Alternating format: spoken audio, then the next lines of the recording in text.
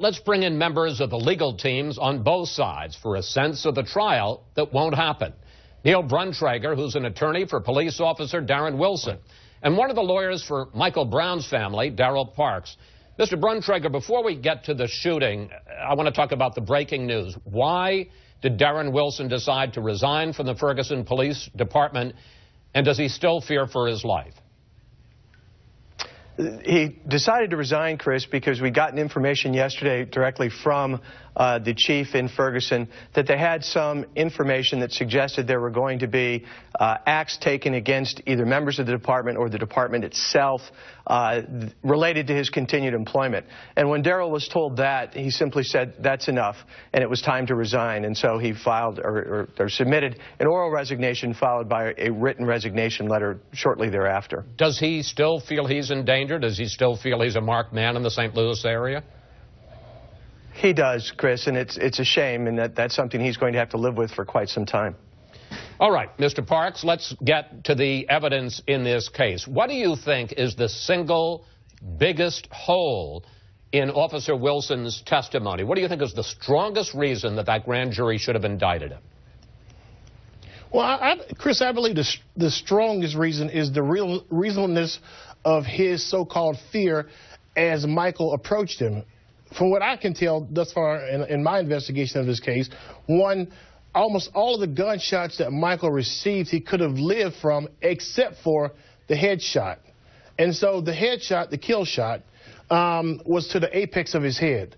It is my opinion that the fact where his head was positioned at the time of that shot, that this officer had other reasonable means that he could have subdued Michael and failed to do so. Mr. Bruntrager, let me pick up on that, because there seems little question that Michael Brown, from the forensic evidence, that Michael Brown attacked Officer Wilson in his car, grabbed for his gun. But here, I think, is the question that a lot of people ask. Why did Wilson get out of the car and follow Michael Brown? Why not just stay in his car, follow him if need be in the car, and wait for backup when there'd be more people and they could subdue him without a shooting death? Well, the information that we have is that Michael Brown, immediately after the shots are fired in the car, immediately after the scuffle in the car, Michael Brown takes off. Michael Brown's running away. Darren Wilson's job is to keep his eyes on Michael Brown. And he has said, both in his statements on August 9th, on August 10th, in front of the grand jury, in his statements to the feds, he has said to them, listen, the reason I got out of the car was not to arrest Michael Brown. He didn't believe for a minute that he could subdue Michael Brown by himself. His job, getting out of the car, was to keep eyes on him. Wherever he went, he had to see where he went, sir, because he believed that Michael Brown posed a threat to others. Why not just follow him in his car and wait for the backup? Well, because what if he gets off the road? What if he gets into the neighborhood, which is exactly where he was going? You can't follow everywhere in the car itself. Mr. Parks, your reaction? His job is to keep eyes on him.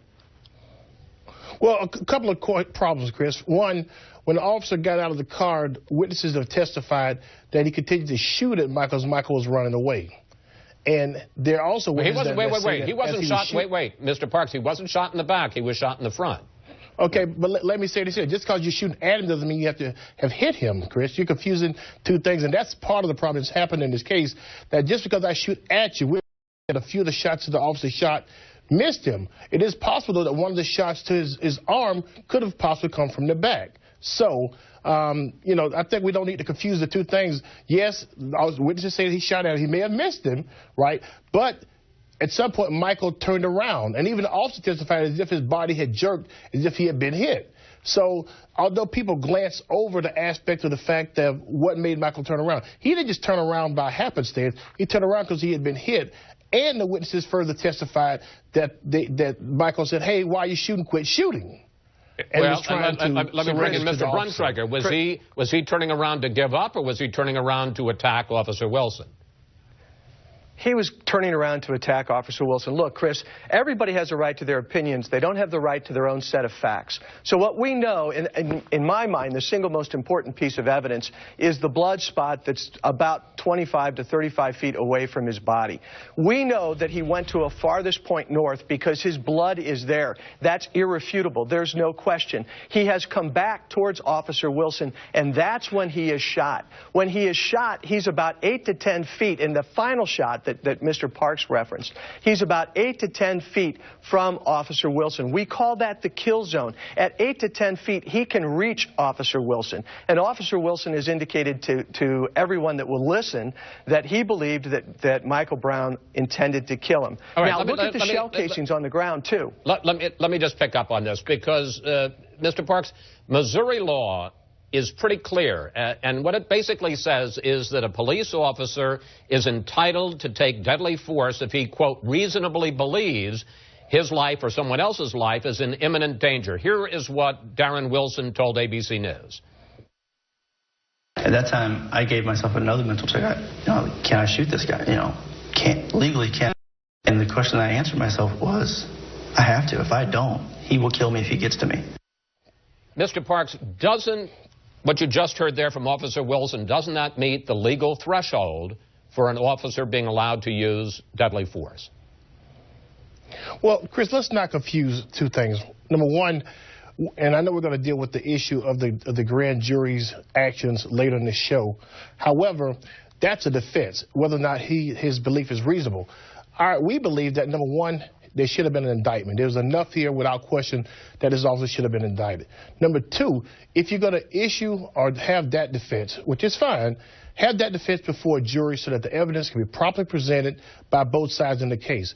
We do not believe that the manner in which this was handled, where you have a prosecutor's office, both one putting on the evidence to indict, but also putting on other evidence that puts forth the possible defenses or actions or justifications in the case. Well, you can't have it both ways. That's not how the process should work. Mr. Parks, let me pick up on that, because you have called the decision not to indict, in your words, a travesty. And this prosecutor did something unusual but not unprecedented, which is that he simply presented all the evidence to the 12 grand jurors and let them make up their mind. Why does the prosecutor have to seek an indictment? Why can't he just leave it up to the grand jurors? Well, without question, I mean, I think given the fact that you have this process where he goes in, if he goes in and one just gives them all the evidence, I mean, it's not as if he's put it in a posture to get an indictment. I mean, from his action, it appears that he does not want an indictment. Thus, they don't indict. When a prosecutor wants an indictment, a prosecutor puts forth the evidence that is that will line up to give an indictment from the grand jury. And the prosecutor, by whether verbal or nonverbal, indicates to the grand jury that I want an indictment in this case. It is rather clear in this case that that was not the case in this case. Thus, that's why we should not be surprised by the fact that there was no indictment in this case. Let me bring in Mr. Bruntrager, because the fact is that the legal standard in grand juries, which is probable cause, is a pretty low standard. And generally speaking, grand juries are instructed to indict if there is, quote, some evidence of guilt. Didn't they reach that standard? Obviously, the jurors didn't think so. No, they didn't. But look, when you look at the Missouri statutes regarding grand juries are formed for a number of reasons, one of which is investigation. They can be called to do just what they did here, and that's to look at all this information and decide. I find it astonishing that we have criticism of this grand jury because people say they were given way too much information. They were given way too much to think about. Now, these grand juries operate in an entirely different way than what we call a petit jury. That would be a trial jury. They're given the opportunity to look at information. They can then leave. They have sometimes a week between sessions. They can ask questions if they want, unlike regular juries. I mean, this grand jury clearly looked at everything. They asked questions. They were engaged. I don't know how Mr. Parks says we get in the head of the prosecutor by perhaps some means to sort of figure out that impliedly they didn't want an indictment.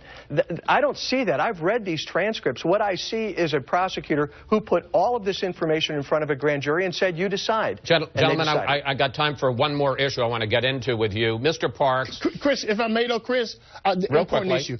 We're not indicting the grand jury. I don't blame the members of the grand jury for what it resulted here. I think the process was flawed. That was laid out by the prosecutor. Okay. Mr. Parks, Is the Brown family, which you represent, are they going to file a civil lawsuit against Officer Wilson?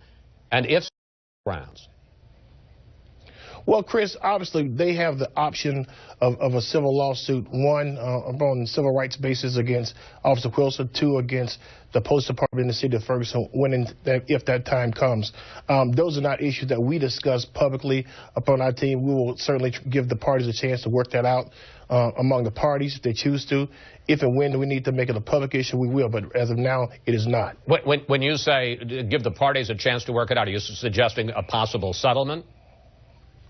No, I mean, I think there's a chance to resolve whatever differences we may have. That could be a settlement. It could be some form of litigation if needed. But it just depends. I mean, they'll have a chance to do whatever they deem proper in the situation, and we'll react.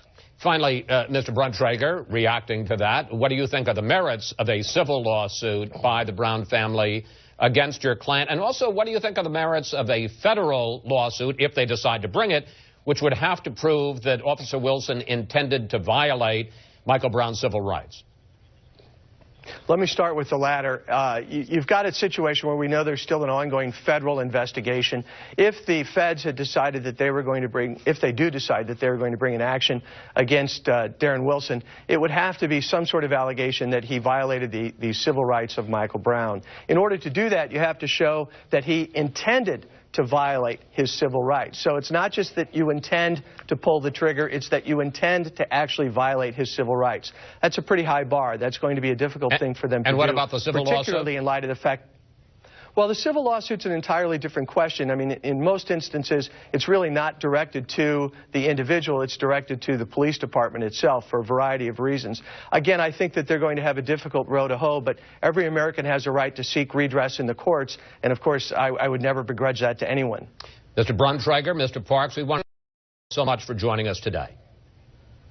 Thank you. Thank you, Chris.